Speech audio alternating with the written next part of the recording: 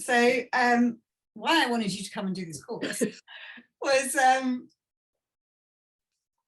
I know, like, I know that listening, like, I know Syd Banks is the not the instigator, the discoverer of these principles. He's the start of it all. He's the essence of it all. And so we'll often hear people in the Three Principles community talking about Syd Banks, and there are obviously those of you that got to hang out with Syd, and you know, everyone should listen to Syd and everyone should read Syd's books. But a lot of people come to Syd's work and they go, yeah, didn't get anything from that anyway, and they're off, right? And certainly that was my experience when I first came across Syd, and I see it with lots of my clients. And over time, I've come to see more and more the value of listening to Syd. Like, it's made more sense to me to listen. I have a different experience listening to Syd than I used to. But I kind of, what I get the feel of, and I know I've heard your story in the past, and I'd love you to tell it again today, is, well, you tell your story and then I'll, because I guess my curiosity is, I know there are some ways that we can get in our own way and not get the full value from Syd's message. And I would love you to share your experience of that, so we can maybe, I don't know, shortcut that journey for other people. I don't know if you can, but I found it really helpful when I heard your story about hanging out with Syd and listening and not hearing and listening and hearing. So maybe just start with your story and then I'll ask you questions. And before I start with the story, there was a conversation that I had with Syd where I asked him after one of his seminars, because he'd do a seminar like once a year, like a conference, sometimes in Canada and sometimes in the States, and he would do it usually once a year, and there'd be a couple hundred people who would come. And after one of these conferences, I asked him, I said, Syd, what is it that you do? What do you do when you're talking to people? And he says, I talk to people in a way that puts their intellect to sleep so they can hear something new. And I thought that was brilliant, because of your visitor. I thought that was brilliant because I never heard anyone say that before. And I thought, can you do that? Yeah. And then I thought, well, he does, because my mind quiets down when I listen to him. My mind gets really quiet and my feeling goes up. So my feeling goes up and my mind quiets down. So I knew what he was talking about when he said, I put the intellect to sleep. But I thought that was so brilliant and so simple, and yet so profound, and yet so true, because it was my experience. But let me tell you my story, which I think is very, it's an interesting story and it's a funny story. And it's a story about stubbornness on my part. Because George and I met Syd in 1970, September or October of 1975, when we met him. And the reason that we met him is because George's partner at the time, John Enright, was up visiting a fellow practitioner. You know, John Enright was like a semi-famous Gestalt therapist, and or psychologist, and he had a buddy up in Canada who did the same kind of work, as far as I know. That's how the story goes. And his friend had happened upon Syd on Salt Spring and was very taken and confused by Syd. And actually not so much by Syd, but by the people who were listening to Syd. So he brought John over to listen to Syd to see if John could figure out what Syd was doing. Because see, in our minds at the time, everything was about a technique or a process. When you work with people, Yeah. you work from a technique or a process. What was he seeing? And what was he seeing with the people in the room that made him so? he was seeing results. Right. He was seeing results. He was seeing results without a technique or a process. Because Syd would just talk. He just talked. And I think his name was Roz. Anyway, Syd's friend couldn't see a process or a technique that Syd was doing, so he brought John over to see if John could see exactly the technique or process. John couldn't, so John called George. Right. You have to come up here and look and see what this man is doing, because it seems like he's getting really good results with people, but he's not doing anything. There is nothing he's doing. And that was upsetting. Yeah. The fact there was no doing, it was very upsetting. So George and I were actually on our way down south to Tasahari Hot Springs for a vacation. And George says, well, what if we go to Canada instead? Which I said to him, well, I'd rather not, because I've been to Canada a bunch of times. I'd rather go down to the hot springs. He said, well, John really wants us to go. I said, okay. Goes up there. We find John, and we end up in one of Syd's talks, which were free. And he'd use a community center or a church, the basement of a church. Mm-hmm. And I'm sitting there amongst them. There must have been 60 people there. And these people are extremely happy people, really enthusiastic. And and in my mind at the time, very annoying, because I found people that were very bubbly and enthusiastic. I found them very annoying because I thought they were too positive. But so I'm sitting there with all of these people, and we're waiting and then talking. And then Syd comes on, he comes up to the front of the room and sits down, and everybody quiets down, and he starts talking. I have no idea what he's talking about. None. And I'm thinking, this doesn't make any sense. I don't like it. I want to go home. So I'm sitting there. Now, on the other hand, Syd was a very nice man, very gentle, very humble, but not too humble. I mean, it was just ordinary. He was an ordinary, nice person. Yeah. So I had nothing against him, except for the fact that I couldn't understand him. But I didn't like the people because they were too positive. So after the talk, I said, well, let's go.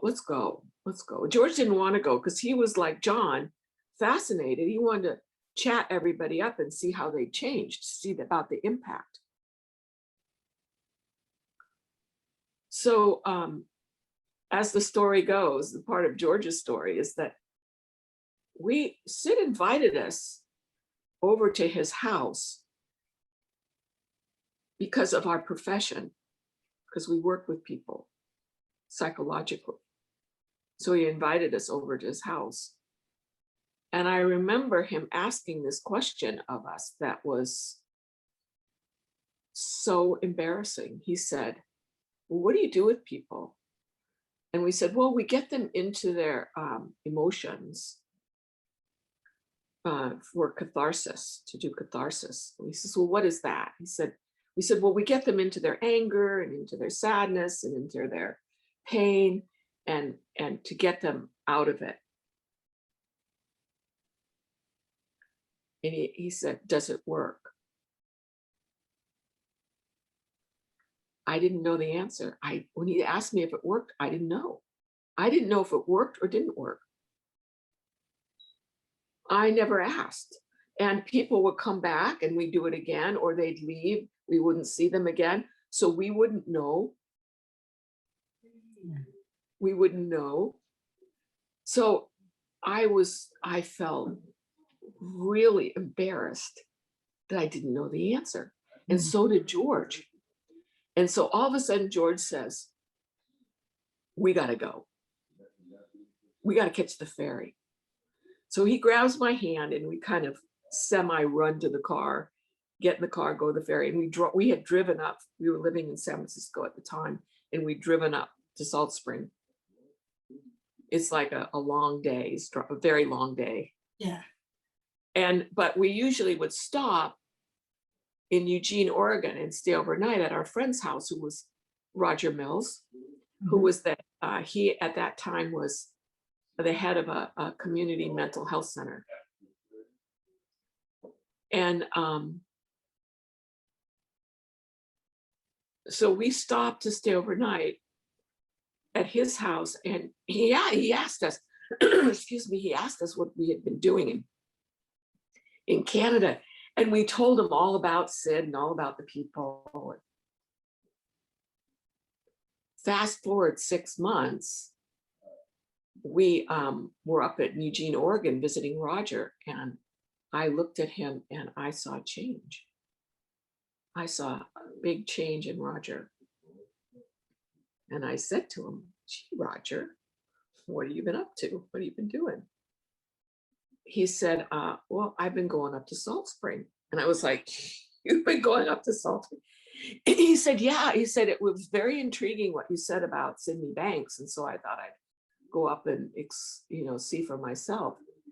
And I really got affected. And I've been going back and listening to him to change his way of working with people, because it had changed him. And I was dumbstruck, literally. I was so taken back. I didn't want to be effusive. I was like, I just kind of got really quiet and listened to him. And after we left Eugene, when we went back to San Francisco, I decided that I was going to start going to Salt Spring, because I just couldn't get over the change in Roger, and including the fact that he was changing his practice and learning from Syd to work with people in a different way. I was so affected by him that I went back to Salt Spring. I sat in the front row, and I waited to be affected like Roger had been. So after the talk that Syd gave, nothing happened. I was the same old me. It's like I hadn't gotten affected, and I'm like, what? So I called. When you were there, just because this is probably my experience and other people's, but when you were there for that time, were you sitting there like checking yourself, going, have I changed it? Have I changed it? Have I changed it? Has anything happened yet? Like, that's like, I don't know how this works, but I know it's supposed to. Have I changed yet? And that's all that I was listening to in my own head. I don't remember that. I just remember being kind of like anticipating being affected. Yeah. It was like I was kind of sitting in anticipation. Yeah. Yeah. Kind of like that, but maybe not those words. But so I called Roger and I said, Roger, nothing's happened to me. I sat in the front row and listened, and nothing happened. And he said, well, how are you listening? I said, well, I'm listening. He said, well, you can't listen like you would normally listen. I said, well, what do you mean? He said, well, you can't listen by, comparing what he's saying to what you know or what other people said. You can't listen by applying. You can't listen by thinking about the implications. You can't listen by criticizing or thinking he's wrong. You just have to listen with an open mind, with a non-thinking mind, with a quiet mind. And I'm like, That was very confusing. Listen with a quiet mind. That was very new because I was taught active listening. So I went back the next day because it was a weekend. And so it was, he had a conference on Saturday and Sunday. I went back the next day and I tried to listen from a quiet mind. I couldn't do it. Couldn't do it. Called Roger up again. And I said, Roger, how do you listen I can't do it. I can't quiet my mind. How do you listen from a quiet mind? He says, I don't know. You have to work it out. And I thought, oh no, I'm gonna fail at this. But then I had the thought, no. If Roger Mills can change, I can change. If Roger Mills can get affected, I can get affected. Yeah. So I went back to San Francisco, very disappointed. And then the next time Syd had a conference, I went back up and I kept doing it. And I kept doing it and I kept doing it and I kept doing it. And I kept failing, failing my expectation being impacted, my expectation of change. But I just was stubborn. I was like, nope, I'm going back until I get it. Yeah. And I did. I mean, I did keep going back to I got it and I got it. I mean, it was phenomenal. I remember I was sitting I'd stopped sitting in the front row and I was sitting in the back, and it was during one of his talks. All of a sudden it was like I got hit by a ton of bricks. And not that everybody has big insights. Some people have little insights and those little insights roll out and expand in a way that's very cool. So it's not about having a giant impact, but I did. It was like somebody hit me with a ton of bricks or threw cold water in my face, in a good way, not in a bad way, in a good way. And I realized what my moods were all about, which was huge for me because my moods ran my life. In other words, I was afraid of my moods because they were scary to me. Yeah. Being dark, the experience of being dark was scary. And around that experience of dark and scary was all of this thinking about how to get out of it and how to make it not happen. So when I would be fine going about my life, I'd be happy. And then all of a sudden I'd have the thought, oh, I haven't had a mood in a while. I wonder when it's coming. When's that mood coming? And then pretty soon, because I thought about it, here comes the big drop. Yeah. Drop. And then once I was in the drop, I'd be like panicked to get out of the drop. And then that panic around the drop would basically put me in timeout. In other words, I basically went into some corner somewhere and waited it out. So there'd be a few days when I was just inactive, where I would be consumed by mood and in timeout in life. Yeah. So I hated my moods. I hated them. Yeah. And I would try to run from them, but you can't. Well, I realized what they were about, and I stopped being frightened by them. And once I stopped being frightened by them, and I stopped being frightened by the dark,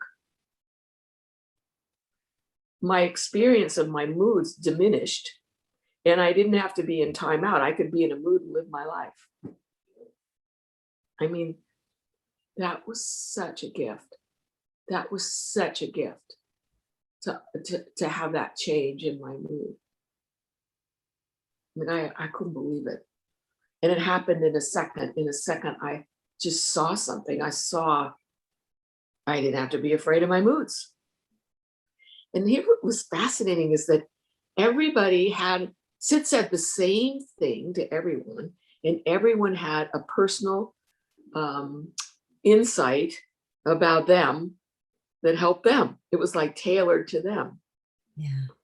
Fascinating. It's fascinating to me. So after that, it was like, yeah, I became a stalker, a Syd stalker.